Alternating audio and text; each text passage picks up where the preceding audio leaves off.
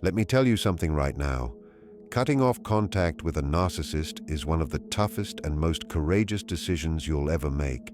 And if you're here taking this in, it means you've already done it, or you're seriously considering it. But here's the real truth. Just because you're finished with them doesn't mean they're finished with you.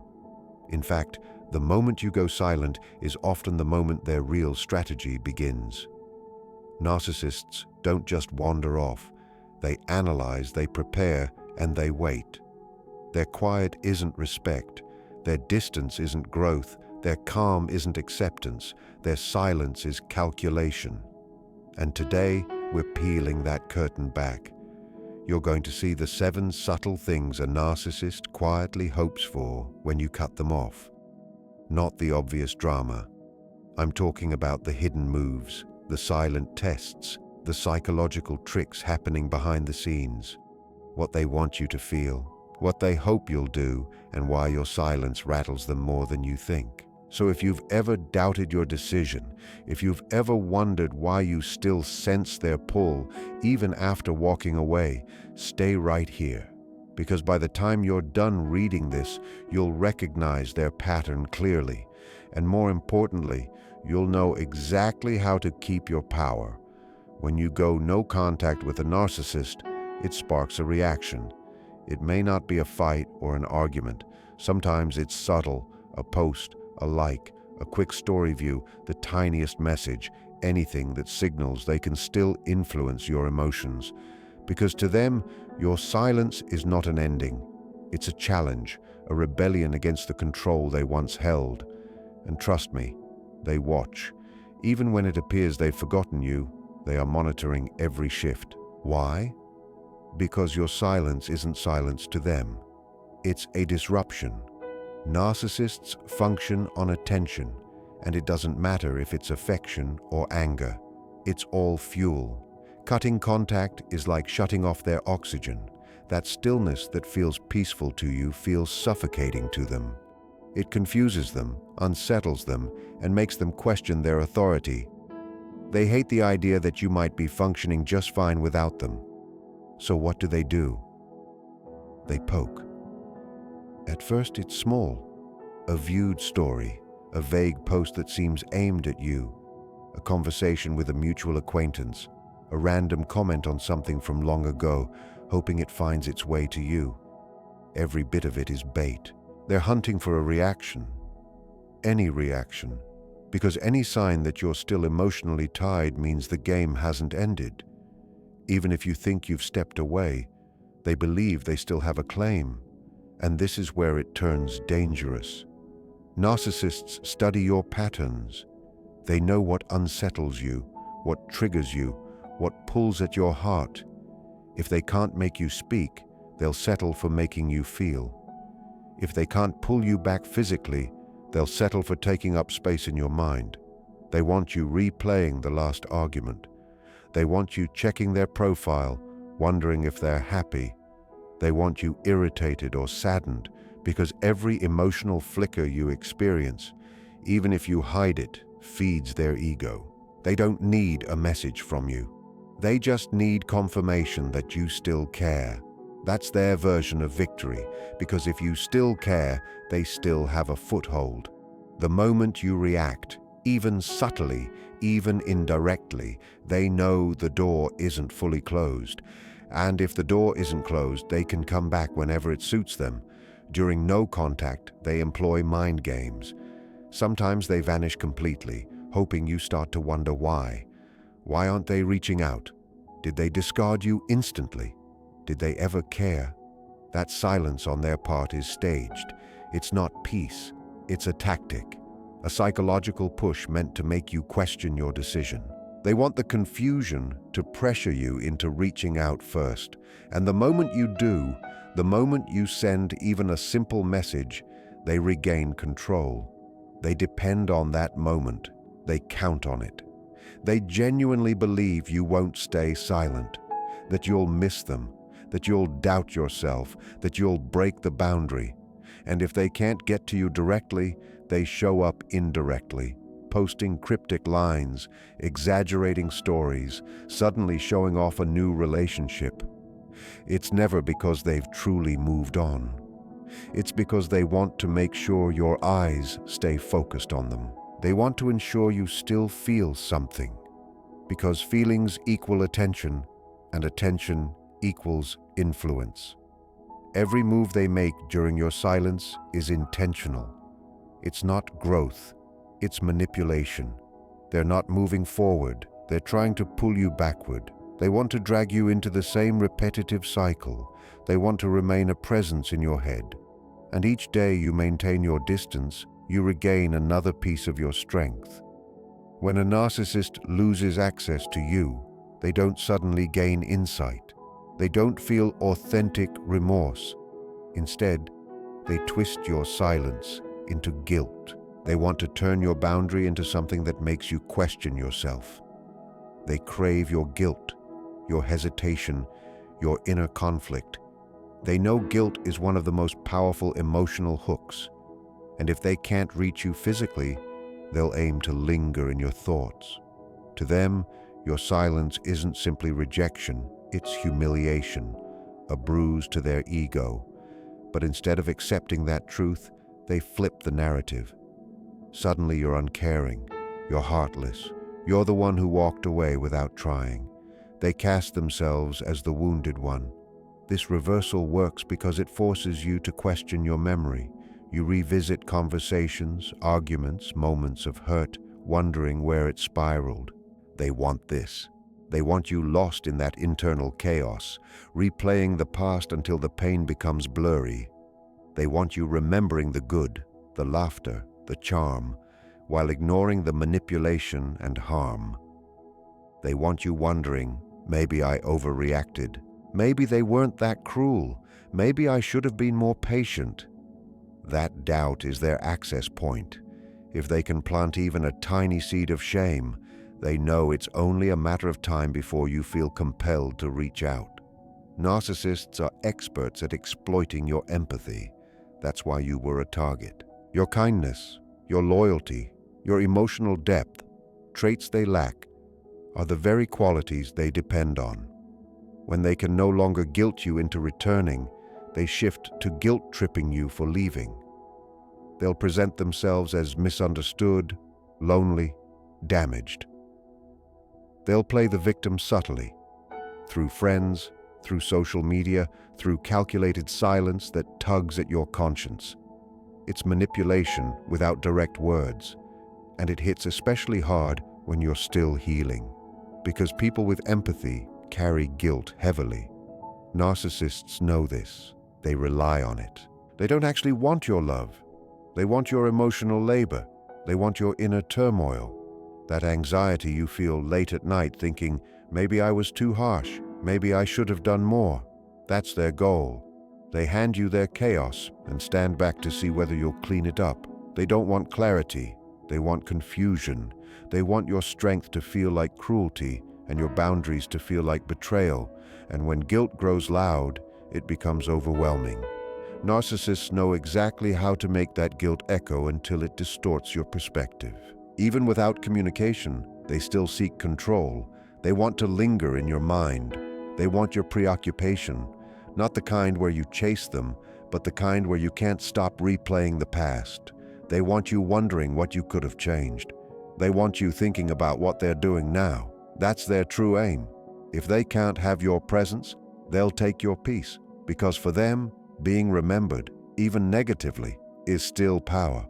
When you catch yourself replaying arguments, imagining possible conversations if you reached out again, that's their conditioning. They crafted that cycle inside you. They trained you to question, to hope, to fix things. But every time you resist the urge to send a message, you weaken that cycle. You replace their voice with your own. You stop asking, what if they improve? And begin saying, I deserve calm. And that's where your true power rises. Narcissists can only thrive where turmoil exists. The more peace you choose, the less control they have. The quieter you remain, the more their influence fades. Your distance is not weakness, it's healing. It's the unraveling of their illusion and the beginning of your liberation. Analyzing their behavior, trying to decode their signals, constantly checking posts to see what they've added. All of that is energy, and they thrive on knowing they can still provoke your thoughts without doing anything at all. To them, it means the bond isn't broken, it's simply changed.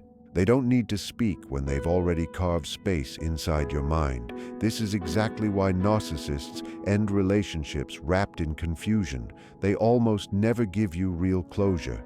They won't take accountability, they won't clarify anything, and they definitely won't acknowledge the hurt they caused. Instead, they vanish, they ghost, they discard, or they suddenly turn cold without any sign because they understand that confusion is the fastest path to fixation. The human mind hates unresolved endings. It craves conclusions. So when someone disappears or flips the story with no explanation, your thoughts start working overtime, trying to make sense of the chaos. And that's exactly what they depend on. The more your thoughts circle around them, the more influence they still hold. Sometimes they'll even throw in a little false hope before pulling away. Maybe they spoke about a future with you. Maybe they apologized just enough to keep your heart uncertain. Or maybe they claimed they simply needed some time to think. These aren't harmless comments. They're emotional hooks designed to keep you wondering if they'll return, if their words were genuine, or if you should wait just a bit longer.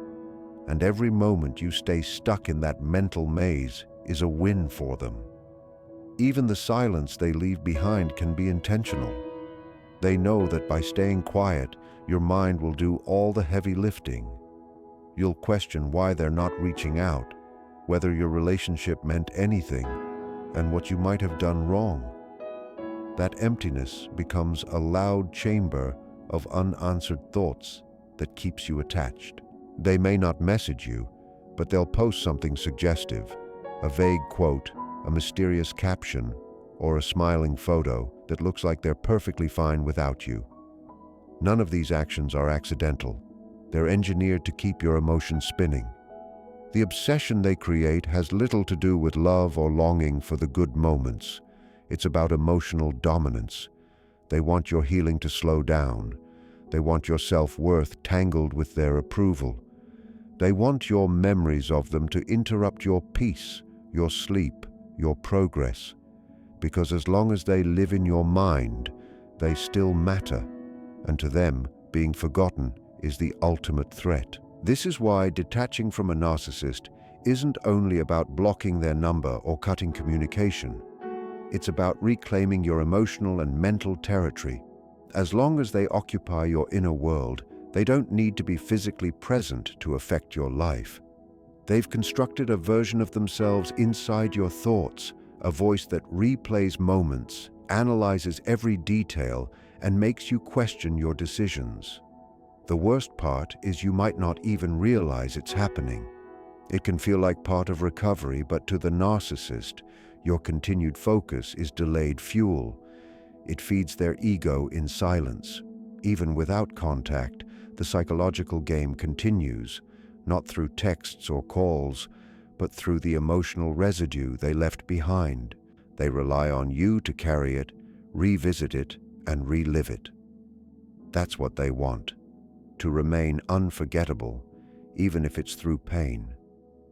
When a narcissist faces no contact, they rarely view it as a boundary. They see it as a pause in their manipulation, a brief intermission before they resume control. They don't genuinely believe you're gone for good. Deep down, they assume you'll return eventually. They expect it because they've conditioned you through cycles, idealization, devaluation, instability. They've taught your emotions to crave their attention, to fear losing them, and to seek their approval even when it destroys your peace. So when you finally distance yourself, they don't panic immediately. They wait. They assume you'll be the one to break the silence. They trust the emotional conditioning they put you through. They know what stirs your guilt, what doubts you struggle with, and what you still hope for in secret. They built a version of themselves that's difficult to fully hate, even after all the harm. So when you leave, they don't think it's the end. They think you just need time to miss them. They're convinced you'll eventually cave and reach out. Until that moment, they stay quiet, confident you're still tied to them emotionally. Sometimes they even twist your silence into a weapon. They'll tell others that you're being cold or unreasonable, or that you walked away suddenly for no reason. They reframe the narrative to make themselves look wronged. That's the trick. If they can make you look irrational, it leaves room for them to manipulate again later. And if you start feeling guilty or misunderstood, you might be tempted to send a message explaining yourself, which is exactly what they want. Even if they never say a word to you, their inner belief doesn't change. In their mind, you're not finished. You're just emotional. They tell themselves, you'll come back once you cool down. This is why many narcissists don't chase immediately when you go silent. It's not because they've moved on. It's because they're calculating. They're observing your strength. They want to see how long it takes before you crack. They want to confirm that the emotional dependency they created still exists. And if you do reach out, even once, they see it as proof. To them, it's never about affection. It's about ownership. They believe they still control part of your heart, and you just confirmed it for them. They rely on time to assist their strategy. They wait for the anger to fade, for your clarity to weaken, for your memory of the pain to blur. They know how nostalgia works. With enough distance, the mind tends to highlight the highs and soften the lows. You might begin to forget the anxiety, the manipulation, the constant second-guessing. You may only remember the charm, the bond, the moments that felt intense. They depend on that selective memory. They let time soften the edges. And if they sense you're finally gaining real peace, they reappear just enough to shake your emotional balance. An unexpected message, a song from your past, a random memory sent out of nowhere. These gestures aren't signs of growth or regret. They're carefully placed bait. They want you wondering if they've changed, if they miss you, if the connection still exists. But what they're really doing is testing the door to see if it's still unlocked. The most difficult part of no contact isn't the silence. It's releasing the illusion. The idea that one day they'll finally understand your value, finally treat you with genuine care, finally become the person they pretended to be at the start. Narcissists know you yearn for clarity, explanation, closure. They know you want everything to make sense. That's why they rarely chase. They don't think they need to. In their mind, you will eventually reach out because they trained you to seek their validation. When they lose access to you, they shift tactics. One of their first priorities is controlling the narrative. Not for admiration, but for manipulation. When you stop engaging, they understand they can't reach you directly. So they find other routes, mutual friends, social media, shared environments. They begin spreading their version of events early. They slowly plant seeds of doubt about you, saying things like, "I don't know what happened, they just changed," or "I tried everything, but they wouldn't communicate with me." These phrases sound subtle, but they're strategic. They paint you as unstable or distant without sounding openly malicious. Narcissists are often charming and convincing to outsiders, so people tend to believe them. To everyone else, they appear hurt, confused, misunderstood, and you become the cold one. Reputation is deeply important to them. Being seen as the villain is unbearable. So when you go silent, it isn't just the loss of emotional access that bothers them. It's the loss of image control. You stepping away creates a gap in the story, and they rush to fill it with distortions, half-truths, and lies. They can't stand the idea of people seeing your reality. They fear you finally having the space to express what truly happened. So they rewrite the story in a way that protects them. They recreate a version where you're the problem, where you're the one who wounded them, where you're the one who walked away carelessly. Sometimes they don't even have to say much. They'll post cryptic quotes about betrayal or healing from toxic people, timed perfectly to shape the narrative. It's all part of their performance. And it works because no one else saw the private manipulation, the silent punishment, the emotional instability. Most people only see the polished mask. That's why protecting your own inner peace means more than blocking them. It means refusing to explain your truth to people who willingly swallow their lies. In the end, silence becomes power when it's intentional. Distance becomes victory when it's chosen. And the moment you stop chasing validation from people committed to misunderstanding you, your healing truly begins.